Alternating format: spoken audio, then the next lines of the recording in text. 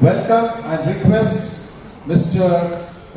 Dr. Rafiullah Beg to be my co-host today, and he will be hosting the session further, and I'll take lead and I'll join again back to you guys. Thank you very much. Thank you very much. Dear everybody, thank you very much for your kind words and my introduction. It's my privilege and honor to be here. Dear brothers and sisters, on behalf of IICCB, I extend a very warm welcome for these opportunities unlocked, Real Estate Connect 2025, and we extend a heartfelt thanks for all the delegates here for giving us this opportunity to serve you and bring this event to Bangalore and bringing all those leaders from Dubai and also Bangalore together and make this year a successful one. Right from the beginning we have this Connect program, and I thank you for giving this opportunity and letting us serve you. And today I stand before you with a rich experience of being with IICCB for the last 5 years. And Alhamdulillah, we have done an amazing job. With the grace of Almighty Allah, we have served the community beyond our own expectations during and after pandemic. And for our work, the challenging task came in when we started to serve the community with extending our platform for people to network and collaborate and helping the entrepreneurs to reach to the next level. And we realized in this journey that we have got a lot more things to achieve, and now every 6 months we have a major event coming up, and in the last 5 years we have accomplished more than 40 different seminars and more than 10 different events like this, and Alhamdulillah, more than 5,000 people have participated with us offline. Thank you very much. And offline we have covered more than 10,000 people across the globe. So today this event is going to be the beginning of a new era, not only for IICCB but for the real estate industry by itself. And to my honor, I have the privilege of introducing the keynote speaker who is going to present before us with his experience of what's the future of real estate, not only for Dubai, India, but also worldwide. And I stand before you to introduce this amazing personality who has 45 years of experience in the real estate industry. And I guess those who are not at 45, that means this man has been working just before you were to arrive in this world, and traveled 148 countries. That's a big achievement. And he has to his credit of getting the awards for his company that he comes from, Silver Line Group, the best property award in India. That means that this is the recognized award for the real estate company which has been awarded to this company for 3 continuous years. And best property finder for India, Asia Pacific, the world, by the International Property Awards in association with CNBC, and Alhamdulillah, list of achievements. Currently now he is the president of Kachi Mehman Jamaat, president of CMA Karnataka, trustee Alameen Residential School, many more things to come. But before taking this opportunity to reveal the name of this gentleman, I would like you to just be ready to give a standing ovation to welcome the keynote speaker of Connect Real Estate Unfold Opportunities 2025. Please join me in welcoming Mr. Farook Mahmood, Chairman, Managing Director of Silver Line Group. Standing ovation, ladies and gentlemen. I request Mr. Farook Mahmood to please use this podium to deliver his keynote speech. And Assalamu alaikum wa rahmatullahi wa barakatuhu wa nahmaduhu wa rasulih kareem. Ladies, gentlemen, guests, fellow industry professionals, members of the dais currently, I would be failing my duty if I didn't recognize our esteemed guest, Father Dr. Victor Lobo, Chancellor of St. Joseph's University,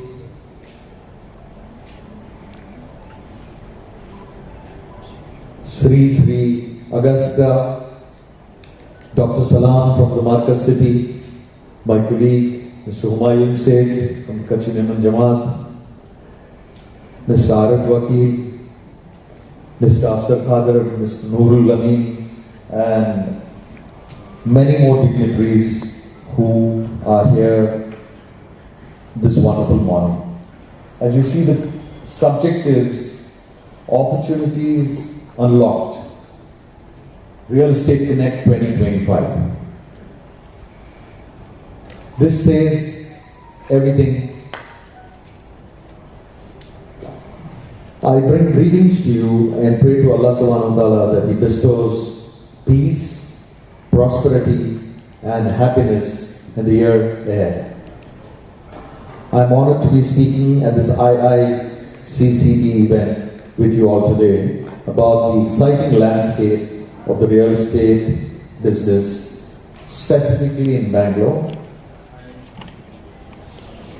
The current overview: Bangalore's real estate market has been a testament to the city's thriving economy, driven by the ITS sector, startup, and a growing population. Residential real estate trends and opportunities. We've seen a significant trend towards affordable housing, driven by government initiatives and changing consumer preferences. Another key trend is the growing demand for senior living and retirement homes. Commercial real estate is the rise of new asset classes. We've seen the emergence of new asset classes such as co-working spaces, logistic parks and warehousing facilities. These segments have been driven by the growth of e-commerce, startups and the gig economy. A very important factor that we shouldn't ignore today is the infrastructure development. This is going to be the game changer. Infrastructure development has been a crucial factor in Bangalore's growth. The completion of ongoing projects will further enhance the city's connectivity. What we see, the metro, the roads, and the entire city is in a big mess right now. Reach from point A to point B takes a couple of hours, and we can't blame anybody else, but the next 5 years will change the landscape of the city, and I think it's going to be one of the best cities in the country with its beautiful climate, its cosmopolitan crowd here, and its peace-loving community. I mean, this is something that I cherish, and as somebody mentioned, I visited about 149 countries, and when people ask me which is the best city in the country to stay, I say it's India and Bangalore. But there's a small caveat to that. You must have money to live in the city because it's getting expensive by the day.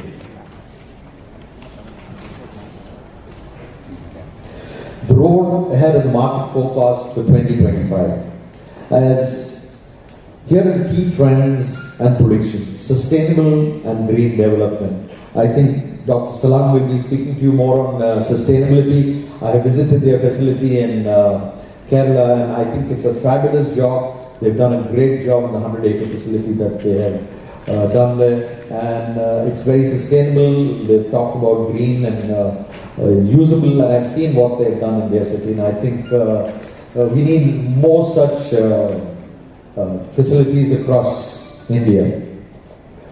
I'm sure there are many more sustainable and green developments happening. Affordable housing. Now that's a very, very difficult word. What's affordable to X might not be affordable to Y, but generally if you look at affordable housing, it's in the range of about 40 to 25 to about 50 lakhs rupees. And this is very scarce and it's growing by the day. I think there's plenty of opportunity on this affordable housing scale right now. Lots of people and developers are aiming at doing affordable housing. But I have a different take on this. The key factor that's required for this growth is, and developing affordable housing, is the land. And if there can be a public-private partnership between the developers and the government to allocate land, because the basic component that is required for construction of affordable housing is land, and land is becoming expensive by the day. So, and the second factor is logistics and accessibility to these places. cost of construction is going to be the same whether you're doing it in Yashwantpur, Whitefield or Devnali. Not going to be a major change. But the key factor is the affordability of the land, and I think there's some voices here that can convey to the government that this need of the hour can be provided, and it can be provided, it needs to be provided at a low cost. Now, if you look at affordable housing in Monte Carlo or France or any place in Europe, they run into €1 million plus, or maybe about 500,000 euros. So it depends on, that's why I said affordable housing is very, very affordable in one part of the world and different in another part of the world. So from my perspective, this can only be done if there is land accessible to the developing community to develop at an affordable cost. We've got the infrastructure, we've got the bandwidth, the knowledge to build affordable housing. It's all about the scale, and more the number of units, the cheaper the cost of construction. So, commercial real estate growth. I think this city's biggest asset is the commercial development of the city. Everybody is coming to Bangalore not because they like the Madhur Vada and the Bisi Balebat and the tandoori chicken here. They love the climate, but the most important thing is we are 20% of the cost of what the world charges, and we've got the best brain power, the best manpower in the world who's available here, and these companies, the Fortune 500 companies who are present here, are having their offices out here, mostly in Bangalore, Hyderabad, and other cities across India, but I'm now speaking on Bangalore. So I think there's a couple of million square feet, the highest ever absorption of space that has happened in commercial space, and Bangalore leads the pack. And this will continue to happen because most companies see a great potential out here on the IT sector here, and this is going to continue, in my opinion, till we are unaffordable. There are other countries like the Philippines and some others who are also doing the same job, but we are more, they are more on voice and we are on data. So our data cost is much, much cheaper. Their voice, I think the English-speaking Filipinos are far superior to our people here, but we are doing a wonderful job, and I think there is tremendous potential on various aspects of the ITS sector, and this is going to continue. Infrastructure, I think our Prime Minister has dedicated a couple of $1 billion for the infrastructure growth of our country, and this is happening at a rapid pace. If we don't have infrastructure, this country is going to fall apart, and I think the next 5 to 10 years is going to see a major growth of infrastructure, and this is tremendous opportunity for the private sector here also to get into the infrastructure development and do projects like roads, dams, and you name it, airports. Everything is under infrastructure. So the Indian infrastructure scene at the moment is not onto the not comparable to the global markets, but we're getting there, and we're getting there really fast. So there's tremendous opportunity here.